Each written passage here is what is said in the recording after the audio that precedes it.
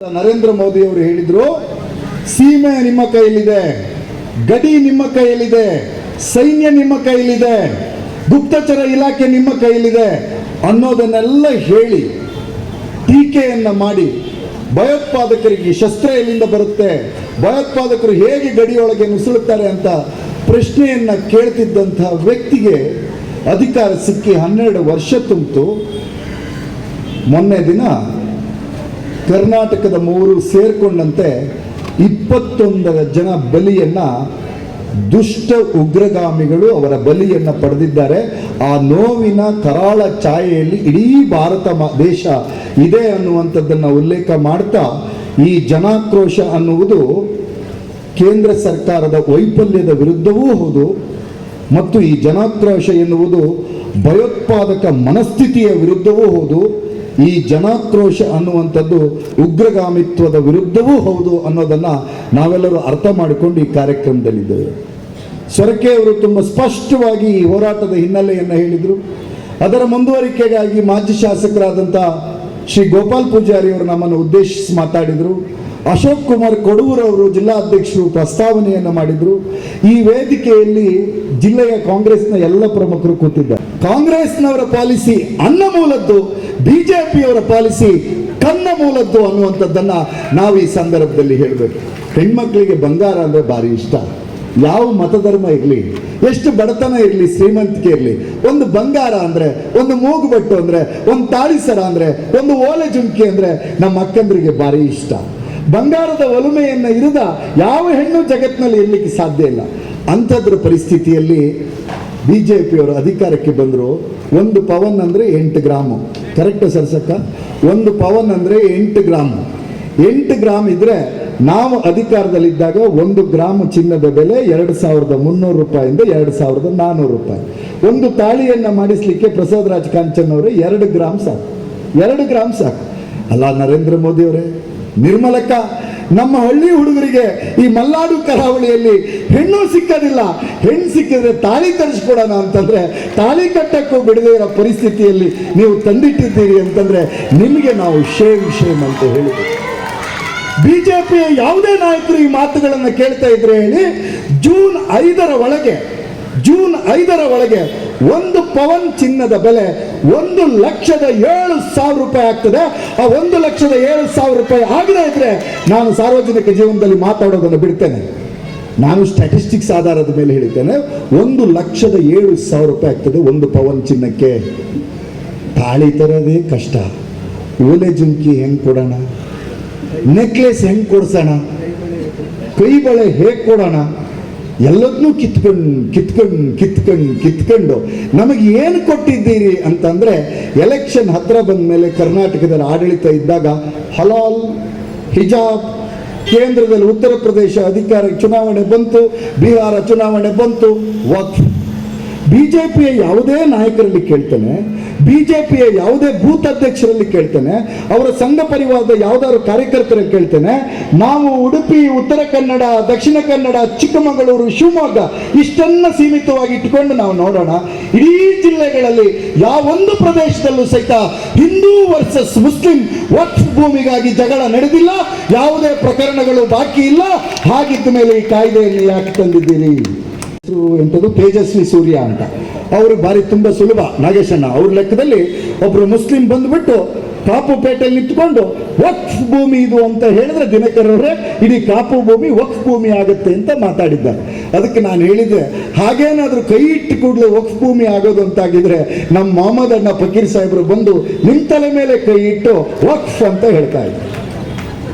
ಈ ರೀತಿ ಕಾನೂನಿನ ತಿಳುವಳಿಕೆ ಇಲ್ಲದಿರ್ತಕ್ಕಂಥ ಪರಿಸ್ಥಿತಿ ಒಳಗಡೆ ನಾವು ಸಹಿತ ವಕ್ಫ್ ಕಾಯ್ದೆಯನ್ನು ಉದಯನ ಜಾರಿಗೆ ತಂದಿದ್ದೀವಿ. ರಾಜಣ್ಣ, ಸ್ವತಂತ್ರ ಬಂದಲ್ಲಿ 1954ರಲ್ಲಿ ನಾವು ವಕ್ಫ್ ಕಾಯ್ದೆಯನ್ನು ತಂದ್ರಿ, 95ರಲ್ಲಿ ತಿದ್ದುಪಡಿಯನ್ನು ತಂದ್ರಿ, 2013ರಲ್ಲಿ ತಿದ್ದುಪಡಿಯನ್ನು ತಂದ್ರಿ. ಈ ದೇಶದ ಯಾವ ಮುಸಲ್ಮಾನರು ಸಹಿತ ಅದರ ವಿರುದ್ಧ ಗಲಾಟೆ ಮಾಡಲಿಲ್ಲ. ಯಾಕೆಂದ್ರೆ ವಕ್ಫ್ ಕಾಯ್ದೆಯನ್ನು ನಿರ್ವಹಣೆ ಮಾಡಲಿಕ್ಕೆ, ಒಂದು ವಕ್ಫ್ ಭೂಮಿಯನ್ನು ನಿರ್ವಹಣೆ ಮಾಡಲಿಕ್ಕೆ ಒಂದು ನೀತಿ ನಿಯಮಗಳು ಬೇಕು ಅಂತ ಒಪ್ಕೊಂಡಿರ್ತಕ್ಕಂಥ ಜನಸಮುದಾಯ. ಈಗ ನಿನ್ನೆ ನನಗೆ ಪೇಜಲ್ಲೆಲ್ಲ ಹಾಕ್ತಾ ಇದ್ದಾರೆ, ಏನಂತೀರಿ ವಕ್ಫ್ ಕಾಯ್ದೆ ವಿರುದ್ಧ ಮಾತಾಡ್ತಿದ್ದೀರಿ, ಏನಂತೀರಿ, ಅದು ಪಹಲ್ಗಾಮ್ನಲ್ಲಿ ದಾಳಿಯಾಗಿದೆ ಏನಂತೀರಿ? ನಾನು ಅದಕ್ಕೆ ವಾಪಸ್ ಕೇಳಿದೆ, ಹೌದು ನೀವು ಬಂದ ಮೇಲೆ ಪಠಾಣ್ಕೋಟಲ್ಲಿ ದಾಳಿ ಆಗಿದ್ದು ನೆನಪಿದೆ, ಪಾರ್ಲಿಮೆಂಟ್ ಮೇಲೆ ದಾಳಿ ಆಗಿದ್ದು ಗೊತ್ತಿದೆ, ಕಂದಹಾರಲ್ಲಿ ವಿಮಾನ ಅಪಹರಣ ಆಗಿದ್ದು ನಮಗೆ ಗೊತ್ತಿದೆ, ಪುಲ್ವಾಮಾದಲ್ಲಿ 40 ಜನ ಸೈನಿಕರನ್ನ ಬಲಿ ಪಡೆದಿರ್ತಕ್ಕಂಥ ಹೀನ ರಾಜಕಾರಣ ನಿಮ್ದಿದೆಯಲ್ಲ ಅದ್ರ ಬಗ್ಗೆ ಅರ್ಥ ಆಗಿದೆ, ಪಹಲ್ಗಾಮಿನ ನಿಮ್ಮ ದಾಳಿಯ ಬಗ್ಗೆ ಅರ್ಥ ಆಗಿದೆ. ನಮಗೆ ಅರ್ಥ ಮಾಡಿಸೋದು ಬೇಕಾಗಿಲ್ಲ, ಅರ್ಥ ಮಾಡಿಸಬೇಕಾದ ನೀವು ಉತ್ತರವನ್ನು ಕೊಡಬೇಕು. ನಮ್ಮ ಪ್ರತಿ ಮಹಿಳಾ ಕಾಂಗ್ರೆಸ್ಸಿನ ಕಾರ್ಯಕರ್ತರು ಅಕ್ಕಪಕ್ಕದ ಅಕ್ಕಂದಿರ ಹತ್ರ ನೀವು ಮಾತಾಡಬೇಕು. ಅದೇನು ಅಂದ್ರೆ, ನಿನ್ನೆ ದಾಳಿ ನಡೆದಿರ್ತಕ್ಕಂಥ ಪಹಲ್ಗಾಮ್ ಇರೋದು ಎಲ್ಲಿ ಅಂತಂದ್ರೆ LOC ಯಲ್ಲಿ, ಲೈನ್ ಆಫ್ ಕಂಟ್ರೋಲ್ನಲ್ಲಿರುವ ಸ್ವಿಟ್ಜರ್ಲ್ಯಾಂಡ್ ತರದಲ್ಲಿರುವ ಪ್ರದೇಶದಲ್ಲಿ ದಿನವೂ ಸಹಿತ ಸಾವಿರಾರು ಜನ ಪ್ರವಾಸಿಗರು ಬರ್ತಾರೆ ಅಂತಂದ್ರೆ ಅಲ್ಲಿ ಸೆಕ್ಯೂರಿಟಿ ಪರ್ಸನಲ್ ಅನ್ನ ಯಾಕೆ ನೇಮಕ ಮಾಡಲಿಲ್ಲ ಅನ್ನೋದಕ್ಕೆ ನೀವು ಉತ್ತರವನ್ನು ಕೊಡಬೇಕು. ಆ ಹೆಣ್ಮಗಳು ದುಃಖದಿಂದ ಹೇಳ್ತಾಳೆ, ಇದಕ್ಕೆ ಜಾತಿ ಮತ್ತು ಧರ್ಮವನ್ನು ಕಟ್ಟಬೇಡಿ. ನಾವು ದುಃಖದಲ್ಲಿದ್ದಾಗ, ರಕ್ತದ ಮಡುವಿನಲ್ಲಿ ಬಿದ್ದಾಗ ನಮ್ಮನ್ನ ಬಿಸ್ಮಿಲ್ಲಾ ಅಂತ ಹೇಳಿ ಕರ್ಕೊಂಡು ಬಂದ್ರು ಅಂತ ಹೇಳಿದ್ರು. ಬಿಸ್ಮಿಲ್ಲಾ ಅಂತ ಹೇಳಿ ಕರ್ಕೊಂಡು ಬಂದವರಿಗೆ ಧರ್ಮ ಇದೆ, ಗುಂಡು ಹಾಕಿದ ಧೂರ್ತರಿಗೆ ಧರ್ಮ ಇಲ್ಲ. ಧರ್ಮ ಬಾಹಿರರು, ಅವರು ಕಾಫಿರರು, ದುಷ್ಟರು. ಇದು ಹೇಳುವ ಸ್ಪಷ್ಟತೆ ನಮಗೆ ಕಾಂಗ್ರೆಸ್ನವರಿಗೆ ಇದೆ, ನಮಗಿದೆ. ನಾನು ಈಗಲೂ ನಿಮ್ಮಲ್ಲಿ ಪ್ರಶ್ನೆಯನ್ನ ಕೇಳ್ತಾ ಇದ್ದೇನೆ, ಗಂಭೀರವಾಗಿ ತಾಯಂದ್ರು ಯೋಚನೆ ಮಾಡಬೇಕು. ಆ ಪತಿಯನ್ನ ಕಳ್ಕೊಂಡಿರ್ತಕ್ಕಂಥ ಹೆಣ್ಮಗಳು ಹೇಳ್ತಾ ಇದ್ದಾಳೆ, ನಾವು 1 ಗಂಟೆಗಳ ಕಾಲ ಬೊಬ್ಬೆ ಹೊಡೆದ್ರು ಸಹಿತ ಒಬ್ಬನೇ ಒಬ್ಬ ಸೆಕ್ಯೂರಿಟಿ ಪರ್ಸನಲ್ ಅಲ್ಲಿಗೆ ಬರಲಿಲ್ಲ ಅಂತ ದುಃಖದಿಂದ ಹೇಳ್ತಾಳೆ. ನಮ್ಮ ತಾಯಂದ್ರು ತಾಳಿ ಕಿತ್ತಿದ್ದು ಮಾತ್ರ ಅಲ್ಲ ರೀ, ಸೌಭಾಗ್ಯವನ್ನು ಕಿತ್ಕೊಳ್ತಾ ಇದ್ದೀರಲ್ಲ. ನಿಮಗೆ ನಾವು ಈ ಸಂದರ್ಭದಲ್ಲಿ ಹೇಳ್ತೇವೆ, ಧಿಕ್ಕಾರ. ನಿಮ್ಮ ಬೇಜವಾಬ್ದಾರಿ ಆಡಳಿತ ವ್ಯವಸ್ಥೆಗೆ ಧಿಕ್ಕಾರ. ನಮ್ಮ ತಾಯಿಯಂದರ ಸೌಭಾಗ್ಯ ಕಿತ್ಕೊಂಡ್ರಲ್ಲ, ಮಕ್ಕಳಿಗೆ ಆ ತಂದೆಯ ಪ್ರೀತಿಯನ್ನು ಕಿತ್ಕೊಂಡ್ರಲ್ಲ. ಎಲ್ಲಿದ್ದೀರಿ ಸ್ವಾಮಿ? ಭಾರಿ ಟೀಕೆ ಮಾಡ್ತಾ ಇದ್ರು. ಅವನೊಬ್ಬ ಪ್ರತಾಪ್ ಸಿಂಹ ಅಂತ, 1 ತಲೆಗೆ 10 ತಲೆ ಅಂತ. ಅಯ್ಯೋ, ನಿಮ್ಮ ತಲೆಯೇ ನೆಟ್ಟಗಿಲ್ಲ, ನಿಮಗೆ MP ಟಿಕೆಟ್ ಕೊಡದೆ ತಲೆ ಕಿತ್ಕೊಂಡಿದ್ದಾರೆ ಬಿಜೆಪಿಯವರು. ಇವನು 1 ತಲೆಗೆ 10 ತಲೆ. ಜನರ ಎದುರುಗಡೆ ಮಾತಾಡೋಕ್ಕೆ ಮುಖ ಇಲ್ಲ. ಬಿಜೆಪಿಯವರೇ, ನಾವು ಕಾಂಗ್ರೆಸ್ನವರು ಸಹಿತ ಆ ಆತ್ಮಗಳಿಗೆ ಶಾಂತಿಯನ್ನು ಕೋರಿ ಇನ್ನೊಂದು ಭಯೋತ್ಪಾದನಾ ಚಟುವಟಿಕೆ ಈ ದೇಶದಲ್ಲಿ ನಡೆಯಬಾರದು ಅಂತ ಹೇಳಿ ನಾವು ದೀಪವನ್ನು ಬೆಳಗಿಸಿ ಜನಜಾಗೃತಿಯನ್ನು ಮಾಡಿದ್ದೇವೆ. ಇವರು ದೀಪ ಹಿಡ್ಕೊಂಡು ಹೋಗ್ತಿದ್ದಾರೆ. ಅಣ್ಣ, ನೀವು ದೀಪ ಹಿಡ್ಕೊಂಡು ಹೋಗ್ಬೇಕಾಗಿದ್ದು ನರೇಂದ್ರ ಮೋದಿ ಅವರ ಮನೆಗೆ, ಅಮಿತ್ ಶಾ ಅವರ ಮನೆಗೆ, ರಕ್ಷಣಾ ಸಚಿವರಾದಂಥ ರಾಜನಾಥ್ ಸಿಂಗ್ ಅವರ ಮನೆಗೆ. ಅವ್ರು ಇದ್ದಾರೋ ಇಲ್ಲ ಗೊತ್ತಿಲ್ಲ. ಇದ್ದಾರಾ ರಾಜನಾಥ್ ಸಿಂಗ್?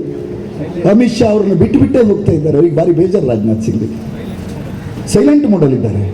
ಹರೀಶ್ ಕಿಣಿ ಹೇಳೋದು ಸೈಲೆಂಟ್ ಮೋಡ್ನಲ್ಲಿದ್ದಾರೆ. ಆದ್ರಿಂದ ಬಿಜೆಪಿಯವರಿಗೆ ನೀವು ಮೊಸಳೆ ಕಣ್ಣೀರನ್ನು ಸುರಿಸ್ತಕ್ಕಂಥ ಅವಶ್ಯಕತೆ ಇಲ್ಲ. ಬೆಲೆ ಏರಿಕೆಯ ಬಗ್ಗೆ ಪ್ರಸ್ತಾವನೆಯನ್ನು ಮಾಡಿದ್ರು.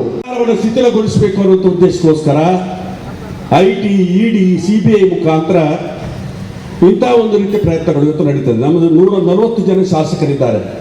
ಜನ ಆಶೀರ್ವಾದ ಮಾಡಿ ನಮ್ಮ ಸರ್ಕಾರವನ್ನು ರಾಜ್ಯದಲ್ಲಿ ಅನುಷ್ಠಾನಕ್ಕೆ ತಂದಿದ್ದಾರೆ. ಚುನಾವಣಾ ಸಂದರ್ಭದಲ್ಲಿ ನಾವೇನು ಕೊಟ್ಟಂತ ಆಶ್ವಾಸನೆ ಇದೆ, ಗ್ಯಾರಂಟಿ, ಅದನ್ನ ದೇಶದಲ್ಲಿ ಎಲ್ಲಿಯೂ ಕೂಡ ಇರ್ಲಿಕ್ಕಿಲ್ಲ. ಬರೀ 6 ತಿಂಗಳ ಒಳಗಡೆ ಅದನ್ನ ಅನುಷ್ಠಾನ ಮಾಡುವಂತ ಕೆಲಸ ಕಾರ್ಯವನ್ನು ಮಾಡಿ ನಮ್ಮ ಸರ್ಕಾರ ಮಾಡಿದೆ, ಸಿದ್ದರಾಮಯ್ಯನವರ ಸರ್ಕಾರ ಮಾಡಿದೆ. ಹೆಚ್ಚಿನ ಅಂಶ 5,000ರಿಂದ 6,000 ರೂಪಾಯಿ ತಿಂಗಳಿಗೆ ಒಂದು ಕುಟುಂಬಕ್ಕೆ, ಒಂದು ವರ್ಷಕ್ಕೆ ಸಾಧಾರಣ 50ರಿಂದ 60,000 ರೂಪಾಯಿ, 55 ವರ್ಷಕ್ಕೆ 3 ಲಕ್ಷ ರೂಪಾಯಿಯ ಪ್ರಯೋಜನ ಪ್ರತಿ ಮನೆಗೆ ಕೂಡ ಸಿಗ್ತದೆ.